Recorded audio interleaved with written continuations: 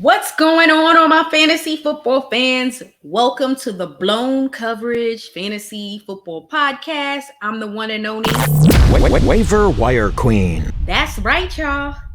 Today, I am going to give you my top 10 running backs in fantasy football going into the 2022 season. Trust and believe, I'm penalizing people. If you're always injured, you're not going to be ranked high as hell in the position that you are normally ranked because you're never available. So you're really not top two if you're never available. Health is wealth. Availability is important as hell in fantasy football. Make sure you subscribe to the podcast. We are available on Spotify, Apple, Google, and also make sure you subscribe to the YouTube channel. Let's jump right into it. So my top 10 running backs, it was hard, y'all. I was going back and forth with some people. I've been moving people around. And again, I'm not just going to give it to you. You're not going to just be ranked top 2 or top 3 because you produced some great stats 2 seasons ago, or you played very, very well for 3 games of the season and would have had a great year had you played. No, if you are consistently hurt, I can no longer justify why I'm ranking you in a certain spot. So let's jump right into it. Coming in at number 10 is Ezekiel Elliott. That's right, Zeke Elliott. Okay, guys, most people, especially Cowboy fans, I'm in Texas, y'all, so I hear it all the time. Cowboy fans want Elliott gone, and I'm like, who y'all gonna play? Oh, Tony Pollard. Oh, okay, let's see how that goes. I'm a Giants fan, so I'm all for it. Go on and let Elliott go. Put it like this. Even though people want to see Elliott go, they said he didn't have a great season, he still played all 17 games and wasn't bad. He was not bad. He had over 1,000 yards for the season. So you said he was going to stink it up. Most people said, oh, he wasn't going to be that great. Well, considering Tony Pollard was in the mix a whole lot, Elliott still produced. Let's talk about his rushing stats. He had 237 rushing attempts on the season and ran for 1,002 yards. Not bad for a guy who most people, especially Cowboy fans, pretty much said he was going to stink it up. I had him ranked last season, I think at number 6 or 7. So he pretty much played well. He did what I expected him to do. I didn't expect Elliott to come out there and stink it up this season. Not after last season, the season before last with all them fumbles. I expected him to play much better. And guess what? He did. And that is why he is in my top 10. He's not ranked 6 or 7 anymore, but he's still in my top 10. And you got to tell me who you feel is better than him right now. He's top 10, and he's going to remain in my top 10 because he was very good and consistent last season. And let's talk about receiving stats. 287 receiving yards and 2 touchdowns. Obviously, we know that Pollard is their change of pace, pass catching back. Yes. And when you think about him and Pollard, they complement each other. Elliott averaged 4.23 yards per carry, and he scored 10 touchdowns, which he had a career low in carries. But nonetheless, doesn't matter. The goal is to keep him healthy. He's not fumbling the ball like crazy anymore. And he was very productive. He was not the reason why the Cowboys lost. Let's be clear. Let's be clear. And with Pollard, it's a key because Pollard's going to always be in the mix. So you got to keep that in mind. He had over 103 rushing attempts and 46 targets, which he's obviously going to see more targets in the passing game. He's going to get more receptions, obviously. But you figure Elliott, again, 237 attempts, Pollard, 130 attempts. So to me, very, very productive. Coming in at number 9, Nick Chubb. Normally have him higher. Hell, he may even be in my top 6 at times, or maybe even later on this year, closer to the season. My issue is the damn Browns. Hell, That damn coach with the Browns cost me a damn championship game. What they did with Nick Chubb. Look, Nick Chubb is very, very good, very solid. Two keys. Browns coaching, Kareem Hunt, he's just really that good. So he's got to be on the field too. Browns coaching. You never know when they're not going to be feeding Nick Chubb the ball in the damn championship game and you lose because they're not giving him the ball and getting him involved. The Browns are a run-first team. Run the damn ball and your team will win games. I have him at number 9 because of those factors that pretty much have limited him being on the field. Played 14 games this past season. Let's talk about his rushing stats. Rushed for 228 attempts with over 1,259 yards rushing, and he averaged 5.52 yards per carry and 8 touchdowns, which was very, very good. Again, he didn't play 17 games. He missed 3 damn games, and he still ran for over 1,200 yards. He is so, so good. Give him the damn ball. Browns, give Nick Chubb the damn ball. Coming in at number 8, Alvin Kamara. He's normally in my top 5, but he got some things going on, and they have a coaching issue because obviously the man is no longer in the building. And who the hell that quarterback? Because horrible quarterback play kind of hurt Kamara last season, and obviously he also missed games. So there's a lot of negative factors which has pushed him out of my top 5, and that's okay. He played 13 games again. He is a PPR back all day, every day. Very, very good PPR back, but he's a back you can play either or, but definitely best suited for PPR. Again, better quarterback play and good health is going to be the key for Kamara, and hopefully whatever legal issues he may have going on with whatever happened during the Pro Bowl, after the Pro Bowl game, hopefully those are resolved and he's not missing a whole bunch of time or anything. Don't know what's going on there, so I can't speak on that. But let's talk about his rushing stats. 240 attempts on the season, 898 yards. Only averaged 3.74 yards per carry, lowest of his career. Not good at all. And he only had 4 touchdowns, okay? We got to see more from Kamara. Get him the damn ball. But better yet, y'all going to have to get a quarterback. Plain and simple. Y'all going to have to get a quarterback. Receiving stats, 67 targets, 47 receptions, 439 receiving yards. That's a career low as well.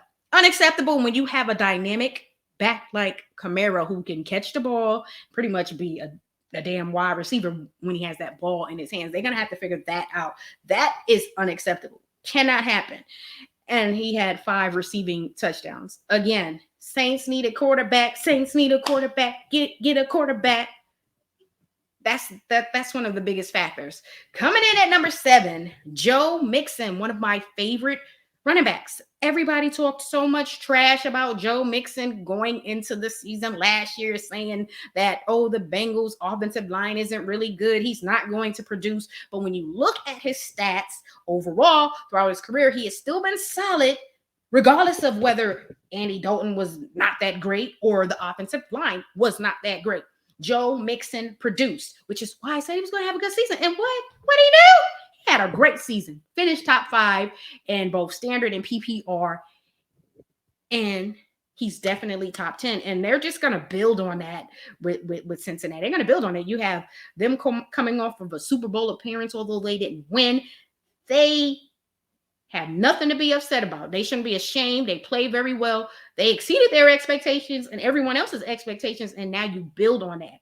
You got a you got a great young dynamic wide receiver in Jamar Chase. You got T. Higgins, who's dope as hell. Then you got Tyler Boyd. And you add Joe Mixon and my boy, Joe Burrow, who is one of my favorites in fantasy at the quarterback spot.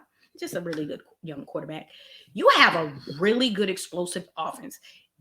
They just got to keep getting Joe Mixon the ball, okay? Samaje Perine, get him off the field, okay?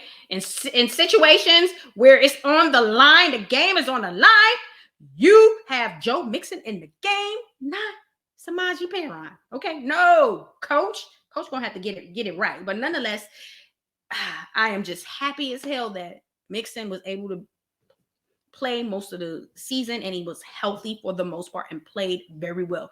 And he proved all of the haters and the doubters wrong, which is always great. Let's talk about his rushing stats. 292 attempts, 1,205 rushing yards on the season, and he averaged 4.13 yards per carry with 10 touchdowns. One thing about Mixon, if you look at his career, look at the stats, since he's been in the NFL, he's going to get touchdowns, okay? He's going to get you those rushing touchdowns, and you add that with 1,200 yards, woo! Production, and you'll have him finishing in the top 5. That's what's going to happen. Statistically, he will, because he's playing well, and he's not just getting the yards, he's adding touchdowns. That is just amazing. Again, kudos to Mixon. Now let's talk about his receiving stats. 48 targets, 42 receptions. That it's very efficient. 314 yards and 3 touchdowns. I would love to see them get him more involved in the passing game or in the receiving game. Let's get him the ball more. Again, I want to see him on the field more. You don't need to put the other guy in the field that much, okay? Joe, it's about Joe. Both Joes, okay? Hey, that's what I'm talking about. He's just one of the players I really love watching, and I'm very happy that he, again, proved the haters and the doubters wrong. One thing that will hinder him and the team is health. And again, he's shown that he was durable this past season, and they need to address that offensive line because Joe Burrow getting sacked like crazy. And again, although Mixon was able to have a really good season, having an improved offensive line will make those stats even better. So let's see what they do. Coming in at number 6, Najee Harris. That's what I'm talking about. Running back from the Steelers, one of the most impressive rookies of this past season. Best running back out of the rookies this past season. Can't wait to see what Travis Etienne does. But nonetheless, Najee played all 17 games. Kind of started the season off a bit slow. Had people thinking like, okay, is he going to be a bust? Not looking that great. You got to realize the offensive line of the Steelers wasn't that great, but he was able to pick it up, finish top 5 in both PPR and standard. Very, very good season. He impressed me in the receiving game. Very good stats. But let's talk about his rushing stats first. 307 attempts, 1,200 yards, and averaged 3.91 yards per carry with 7 touchdowns. I want to see his rush attempts go down a bit. Okay, we're not trying to run Najee into the ground. Okay, we're not going to do that, Pittsburgh. So y'all going to have to get that under control. But I think part of that was Big Ben was on his last leg and didn't play well for the most part of the season. So you had nothing to do but run the ball with Najee, which he played very well. But no, we're not going to start his career off with him being ran into the ground. Let's not do that. So I want to see those go down a bit.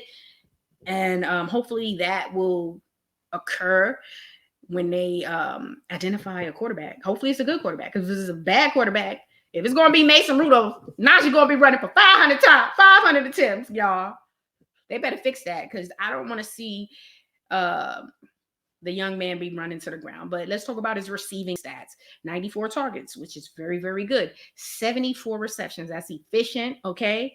Very, very good. 467 yards, 3 touchdowns. If he's going to be involved in the pass game, he's always going to be a threat, whether that is in standard and PPR, and he's always going to produce, okay? So I want to see those touchdowns go up to 10, but I still want to see those rush attempts kind of go down a little bit. Again, with the Steelers, they need to identify a quarterback because although with Big Ben, he just wasn't the same. He was at the end of his career. I think defenses will fear Big Ben at this stage of his career versus Mason Rudolph, who just simply hasn't ever shown when he was given an opportunity that he was a starting quarterback. So I'm hoping that that's not the route they go, and they better get that under control. But nonetheless, Najee played a hell of a season, and I am looking forward to seeing him in 2022. Coming in at number 5, y'all, it's top 5. Hey, top 5. That's what I'm talking about. Number 5, Austin Ekeler. PPR machine, PPR running back, one of the best PPR running backs in fantasy. That's right. Played 16 games. He was dinged up. He was banged up all season long, but he hung in there and he played 16 games. I thought he was going to miss more than one game, but glad he played. He helped me win a league, so I ain't mad at him. All right, so let's talk about his rush stats. He only rushed for 206 attempts, 911 yards, averaged 4.42 yards per carry, which is very, very good. And he had 12 touchdowns. Okay, look, 12 touchdowns is a lot. I love it. I love it. And then when you think about what he did receiving wise, 94 targets, 70 receptions, 8 touchdowns. That's 20 touchdowns for Austin Ekeler this season. That is amazing. Okay. That is very impressive. Like, a lot of people not doing that. Okay. Some of the tight ends I talked about in last episode with my top 10 tight ends, some of them that barely even had 2. So you can get 20 touchdowns out of your running back and they are efficient and have over 900 rushing yards. That is impressive. Let's see how much receiving yards he had, because I'm sure that was just crazy too, because he's a PPR machine. He is definitely top five PPR, okay? And PPR top 5. So receiving wise, 647 yards. Very, very good. Sorry. Woo! Played a great season. Had a great season. And he has one of the top 5 quarterbacks in the NFL in Justin Herbert. That is right, y'all. So you have a great quarterback and you great. Woo! That's nothing but greatness, y'all. And we love greatness in fantasy because that means they producing for you and you most likely are dominating your competition, and that is the goal. Now, coming in at number 4, Christian McCaffrey. He in my top 4. CMC, lucky he in my top 4. Again, I talked about at the beginning that there are players I am no longer able to justify certain positions. He's always ranked first. He's still ranked first in a lot of rankings, and I can't justify it anymore because I can't tell people, hey, go and draft CMC with confidence at the number 1 pick in the fantasy draft. He's going to be there for you the whole season. I can't guarantee you that. And based on what we've seen the last few seasons, he's not going to be there. I want him to be there, but he hasn't. So he's not my number 1 or my number 2. I normally have him either 1 or 2. He's not there. He's 4. He's lucky he's in my top 5. I'm still giving him an opportunity to redeem himself. But it's all about the injuries and being healthy. And that's the most important thing for him. Get healthy. So he played 7 games this past season. And again, most people are like, well, look at what he did for those games. I don't care what he did for those games. What did he do for me the other 10? Not a damn thing. So let's talk about his rushing stats. 99 attempts, 442 yards. He averaged 4.46 yards per carry with 1 touchdown. Very good. But again, that's not enough because you needed him for 10 other games. That's huge. 10 games is a lot. If you drafted him with the first pick, you most likely took a hit and maybe didn't recover and was able to win your league. You probably weren't able to win because losing your best player, it's hard to recover from that. And then you got to hope that you can pick up their backup, and their backup has to be reliable. But CMC's backup, he wasn't reliable. He was very inconsistent. So even if you had him, it was like, well, damn, I just went and pick somebody up, form another team, pick up another running back because he wasn't productive. But again, I'm going to keep him at 4 and give him an opportunity to redeem himself and possibly move back up in the top 2. But nonetheless, receiving stats, 41 targets, 37 receptions, 343 yards, 1 touchdown. Again, another injury-plagued season. Got to see him be healthy in order to put him back in my my top 2. And again, he is very lucky to be in my top 5, let alone my top 10. And it's not always all about talent, because you can have all the talent in the world and you can have your 150 yards, 2 touchdowns per game on the bench, and you ain't winning when your player is on the bench. So I don't care what you did last season. It's what you've been doing right now. And again, the last 2+ seasons, he hasn't been available. So you can't justify drafting him with the number 1 pick. Good luck to the person who has the number 1 pick. You go on to draft him. I am not. Okay. And this is one for you. He hasn't played more than 7 games since 2019. So all of you bold people out there in fantasy football world who have drafted him number 1 consistently, still knowing that hell, he ain't played more than 7 games in at least 2+ seasons. Good luck to you. You're gonna have to do something different, because I'm sure it's costing you your leagues. And if you're in the money league, it's costing you money. And that's not what we do out here. We're not giving away money at the damn draft. Okay, so think about that. Think about it before you decide to pick him the number 1 pick, because a lot of people are still going to do it, and I'm not. I just don't. I will not. It ain't happening. Hell, I don't ever get the top pick anyway, so I don't gotta worry about that. Coming in at number 3, let's do my top 3. Jonathan Taylor. Yep. Yes. Number 3. Very good season for the Colts. Obviously, they got that really good offensive line that I want for my New York Giants, but we don't got it, but it's all good. Jonathan Taylor, very good young running back. Played all 17 games, ranked number 1.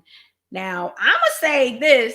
If my boy Derrick Henry was to remain healthy, that would have been a very good battle down the stretch of the season to see who would have finished with the most yards, because Derrick Henry was having an impressive season. But nonetheless, health is wealth. Availability is important. But for the most part, Derrick Henry has been a healthy, reliable player. But Jonathan Taylor is coming, which is why he is in my top 3. Last season, I was in a league and we're all drafting, and this one of the guys in the league drafted him at number 2. And I'm like, why the hell are they doing that? Okay, well, shut Waiver Wire Queen up, because he was the number 1 back in fantasy and number 1 back in the NFL for what he did. Okay, let's talk about rush stats. Rushed 332 times. I would love to see that go down. We're not trying to run the young man in the ground. They had a whole bunch of other running backs that could have helped. You don't want to run the young man in the ground, okay? Just don't. But he had 1,811 yards, which is impressive. He averaged 5.45 yards per carry, and he had 18 touchdowns. But let's talk about the receiving stats. Whew, 51 targets, 40 receptions, 360 yards, and 2 touchdowns. Let's talk about the touchdowns. 20 touchdowns. That's a lot. And 1,800 yards, which is why he was the number 1 back in fantasy and in the NFL. Hell of a season. I don't believe he'll repeat that this year, but he's still going to be very good. It would be great to see them get a quarterback who's really good, because I don't want to see them run him into the ground. They could have at times went with Hines or even Mack or whoever else, because you don't want to run the kid into the ground. 332 attempts, that's a lot. But nonetheless, he had a career season, okay? Just imagine what he could have done with a better quarterback. But again, Carson Wentz didn't have a bad season like a lot of people said. Now, let's talk about top 2. These are my top 2. Top 2, y'all. Derrick Henry coming in at number 2. Only played 8 games. Sustained that foot injury. Whew. Unfortunate. But again, he's a reliable back. He simply doesn't get hurt, and you can't even tackle him. Y'all know y'all can't tackle Derrick Henry. Let's talk about his rush stats. 219 attempts and only 8 games. That is crazy. Let's go back to Elliott. When Elliott played 17 games, only 237 attempts. Simply insane. Insane. Okay. Again, 219 attempts, 937 yards. Just think about that. Okay. He was on his way. Again, that's why I was saying it would have been amazing to see those two down the stretch. Maybe they'll give us something to watch and look at this upcoming season. I'm looking forward to seeing that, because that's gonna be great. Those two competing. because Derrick Henry is always going to be in the mix. And a lot of times he doesn't get the respect he deserves in fantasy. When we're in these different drafts, I'm watching people just pass over Derrick Henry. He's been drafted 5th, 6th, 7th. I see him go in the second round. I'm like, who the hell drafting Derrick Henry in the second round? We can't pick him up early. Crazy for what he has done. Definitely top 2, sometimes even considered the number 1 back because he has produced. Receiving stats: 20 targets, 18 receptions, 154 yards, no touchdowns. Again, probably was on his way for another historic season, but got hurt. He's normally reliable and healthy, but definitely gonna show you guys why he is one of the best running backs in the NFL and in fantasy coming up this season. Also, I will say is quarterback play kind of hurt that team a bit, but they are a run-first team no matter what they say or how much they paid Ryan Tannehill.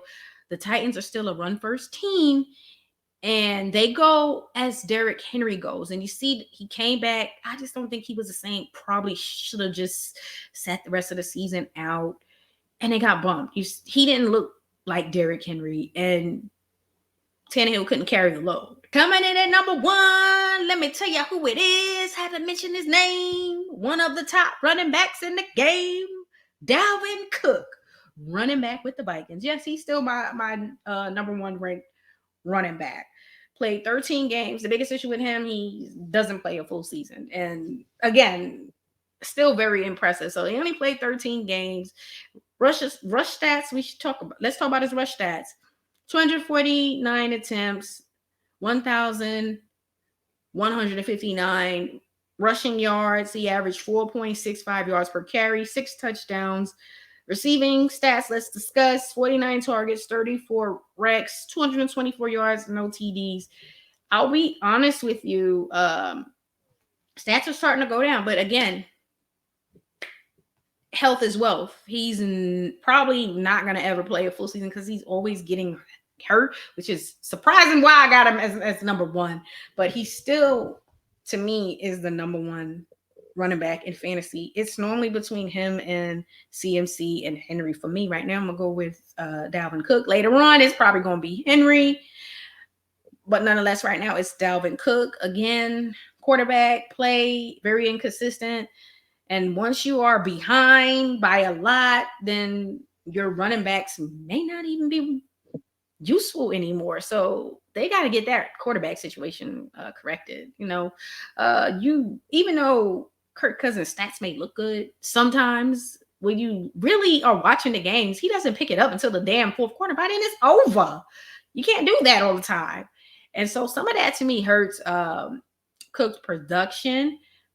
But we're gonna see Cook play all 17 games this year, y'all, right? We're gonna hope for that. Leave some comments and let me know what you think about my top 10 running backs in fantasy football. Leave some comments and let me know who you have in your top 10.